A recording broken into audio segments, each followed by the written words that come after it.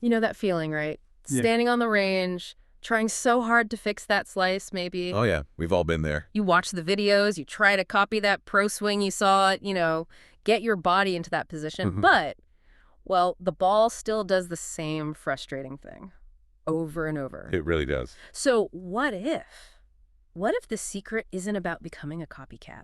What if it's actually about, I don't know, really understanding your own swing? That's exactly what we're diving into today. We're looking at insights from Henrik Jensch, who's the director over at Golf Academy 360 Degrees. Okay. And his whole philosophy, really, is about building a swing that flows with your natural movement, not fighting against it. So think of this as a bit of a shortcut, maybe, to understanding your game on a much deeper level. That feels like a big shift, doesn't it? I mean, so much golf instruction seems focused on achieving one ideal swing model. It is a shift.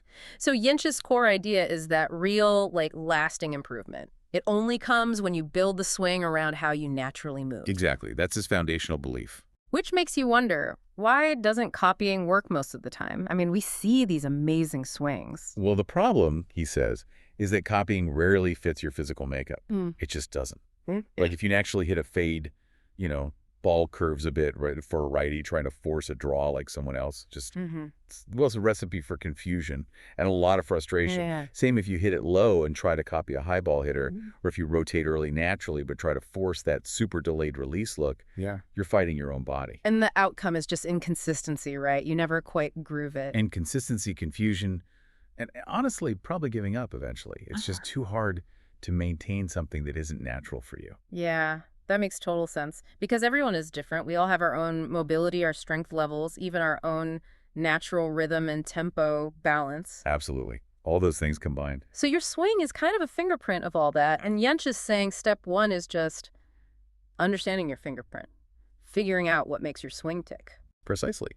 And, he uses some pretty cool technology to help golfers actually see and feel this stuff at his academy. Oh, yeah. Like what?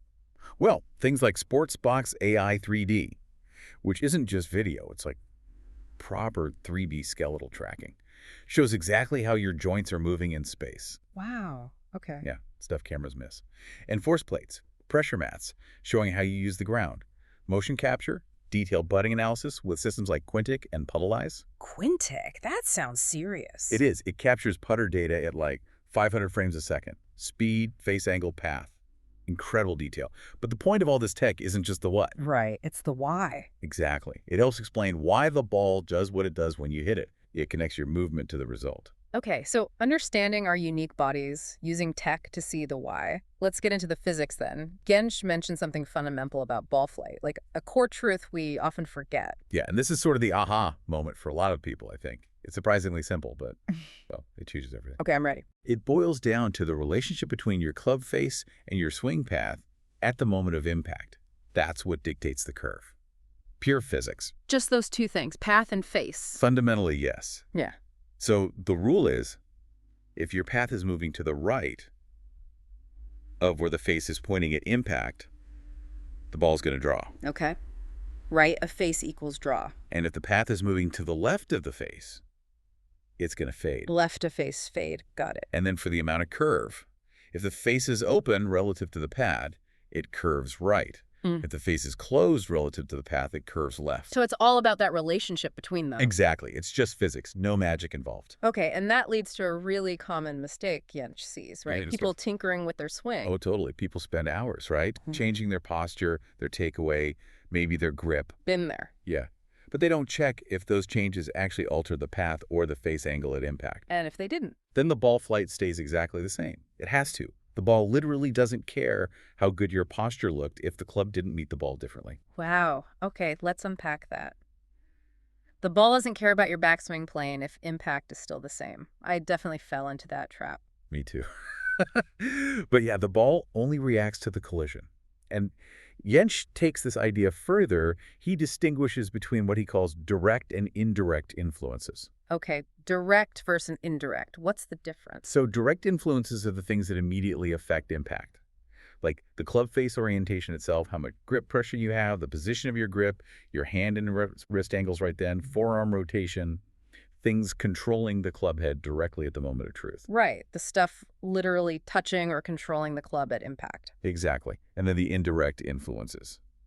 That's more your big body movements. Like the pivot. Yeah, your pivot, how you shift pressure using the ground, your spine angle, pelvis movement, all that stuff. Okay, and here's where it gets really interesting, isn't it? This is the core insight. This is it. You can have the most beautiful looking pivot, shift your weight perfectly, but if those moves don't actually change how that club is delivered to the ball, the path and the face angle we talked about then, the ball doesn't care. the ball does not care. It only responds to the collision, that moment of impact. It has no brain, no memory of your beautiful takeaway, zero sympathy for your effort. Yeah. It just reacts to the physics it feels right then and there. Which is why Jentsch's approach is holistic, right? It's not about isolating movements. Exactly. You don't train movements just for the sake of it. You train them in the context of what they produce at impact. Every single drill, every adjustment has to connect back to that moment of collision. Okay, this is starting to really crystallize. So connecting all this, what does it mean for, someone listening, for your game? How do we apply this? Match motion to intention. Right. Let's make it practical. Jentsch gives some great examples, like say you want to hit the ball higher. Yeah, not just swing harder. Definitely not just swing harder.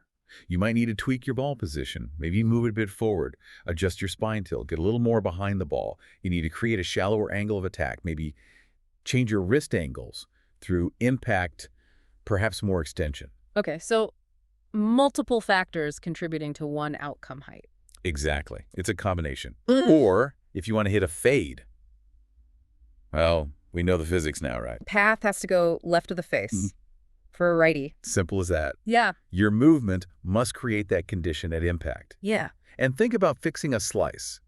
If you're working hard, but that club face is still wide open to your path, It's still going to slice. it's still going to slice. You have to learn to feel and then see in the ball flight that you've actually changed that impact relationship.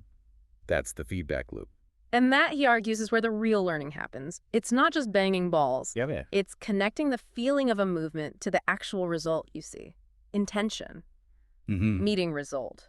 Building that cause and effect understanding in your swing. That's the core of it, building that awareness. So bringing it all back, the big theme here is that improving your golf swing isn't about forcing yourself into someone else's mold. Not at all. It's about understanding what works for you, for your body, your tempo, your way of moving, and knowing why it works.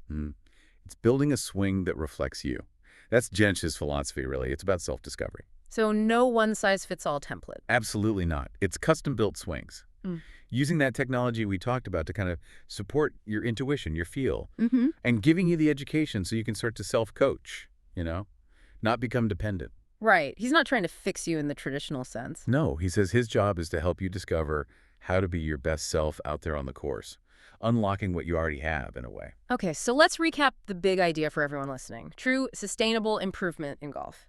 Yeah. It isn't about chasing some perfect, idealized swing. Nope. Forget the perfect swing myth. It's about unlocking and then optimizing your own unique way of moving your biomechanics and, crucially, understanding the pure physics of what happens at impact. It's an inward journey.